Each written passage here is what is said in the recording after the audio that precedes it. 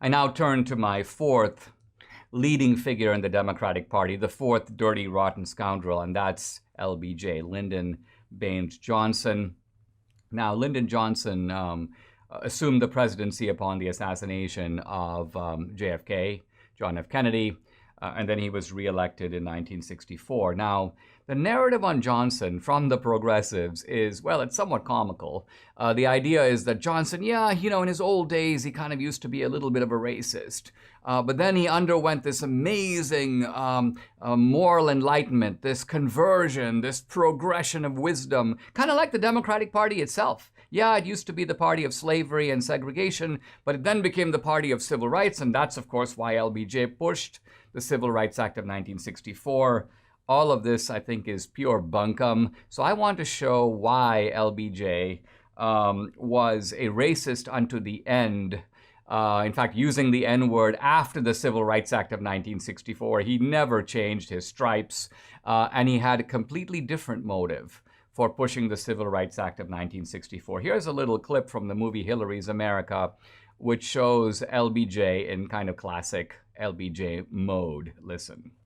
They got something now they never had before. The political pull to back up their uppiness. Now, we gotta give them a little something.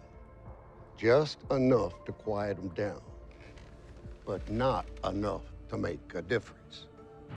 Now, here's a guy, by the way, who used to be, at least this has been reported by FBI agent William Brannigan, who was tracking LBJ, used to be in the Ku Klux Klan.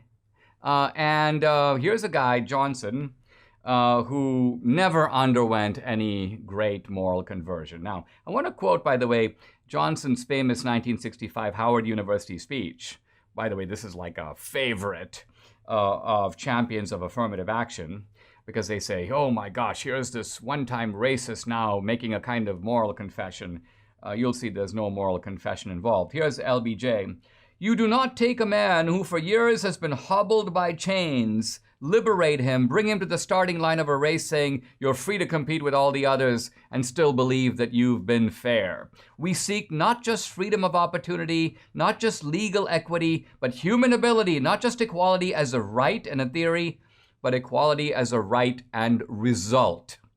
So here's LBJ talking about, in a sense, giving blacks racial preferences. Now, why would he do that? Let's start by noting that he talks about, the first line, you don't take a man who for years has been hobbled by chains.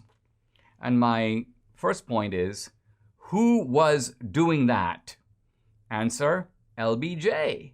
LBJ was a part of the so-called Dixiecrat faction of the Democratic Party. He supported these lynchings or the lynching mentality of the Democrats. He supported the segregation laws. He's the one who's been hobbling the blacks. Does he say a word about it? No. He pretends like this was all being done by someone else. And he is the white knight riding in to rescue the blacks from all this hobbling that evidently some other people, not him, but others were doing. Now, point I want to make is this.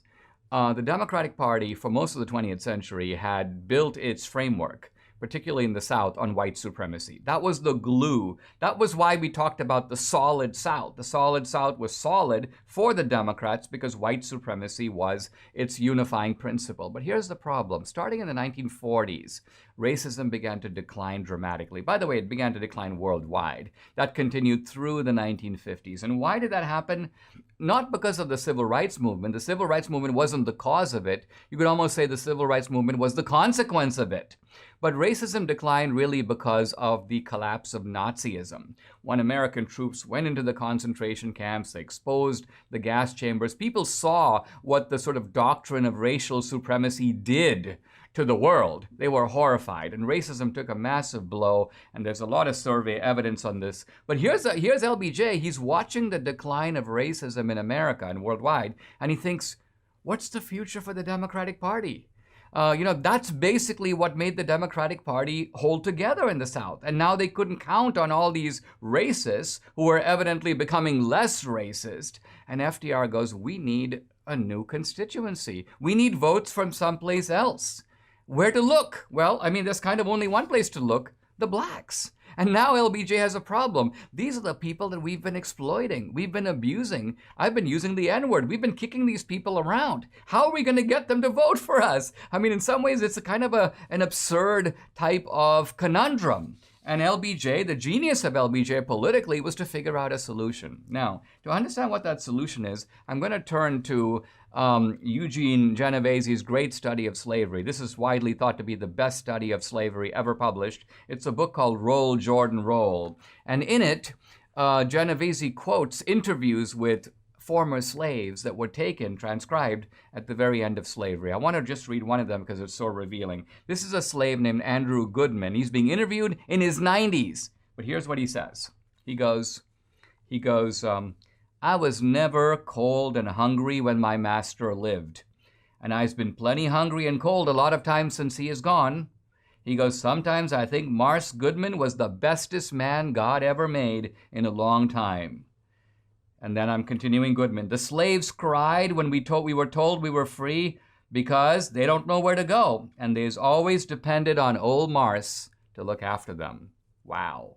So here are slaves basically saying we were better off under slavery. Why? Because somebody took care of us. Somebody looked after us. Now, LBJ knew people like this 100 times better than you and me. I sort of understand the mentality. I sort of sympathize with it, which is you're flung into freedom after slavery. You don't know where to go. This is like the untouchables in India who sort of suddenly their chains are lifted, but what's the life waiting for them? I get it. But LBJ got it too. And his idea was this. Here's what we're going to do. We're going to create a new type of plantation, the democratic plantation. And what we're going to do is we're going to offer these blacks a meager living. It has to be meager. Why? Because we have to create dependency. We're going to give them enough to live on, but no more. If we give them too much, they might dust their hands off and walk away from the Democratic Party. So what we're going to say to them is that unlike slavery, they're not going to have to work. In fact, we prefer if they don't work. What we want them to be is dependent on the government. We're going to give an array of poverty programs, race-based programs. Essentially, we're going to give you the same life support system that you had under slavery. We're going to meet the demand of Henry Goodman. Your job is simple. It's no longer to work for us. It is to keep voting for us, to keep us in power so we can continue to give you these benefits. So this is the way that we keep you on the plantation. Your dependency, the dependency of minorities, and by the way, we see here that LBJ is creating a formula not just for the blacks. It would be later the same formula for the American Indians. And now the Democratic Party is trying to do it to the Latinos. They're trying to take each ethnic group and make it, in a sense, a dependent population that can't survive, cannot even think about surviving without sort of the new massa, the new big house. But the new big house is not the big house on the plantation. The new big house is in Washington, D.C. The new massa is named LBJ. So essentially, I think what makes this so wicked is LBJ was making blacks complicit in their own captivity. He was teaching them, in a sense, to love the democratic plantation. He was creating a class of blacks who would become the champions of the plantation, as we see continuing today. That's why FDR pushed the Civil Rights Act and the Voting Rights Act and the civil rights legislation. He realized that that was the necessary formula to create his new democratic plantation.